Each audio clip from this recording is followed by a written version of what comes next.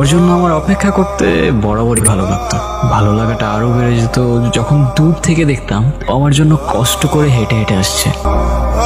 আজকে লেট করে ফেললাম। হ্যাঁ, লেট তো করছই। ইউ নো হোয়াট, কি? I need you like a heart needs a beat. তোমার জন্য একটা গিফট আছে। আচ্ছা শোনো, আমাদের তো কালকে থেকে আর দেখা হবে না। কালকে থেকে সব বন্ধ, স্কুল বন্ধ, কলেজ বন্ধ। তার মানে আমাদের আর দেখা হবে না? আমি তোমার না দেখে থাকবো কেমনে? আচ্ছা আমি মেসেজ করবো নি, আর তুমি মন খারাপ করো না তো। আমি সুযোগ পেলে দেখা করতে আসবো। আমার তাড়াতাড়ি বাসায় যেতে হবে। আসার আগেই বলতেছো চলে যেতে হবে? আমি জানি না আমি তোমাকে এখন কেমনে বুঝাবো। কি হয়েছে? বাসা থেকে বারবার বিয়ের প্রেশার দিচ্ছে। কি বলতেছো? বিয়ে হয়ে যাবে মানে? আমি কি বলবো?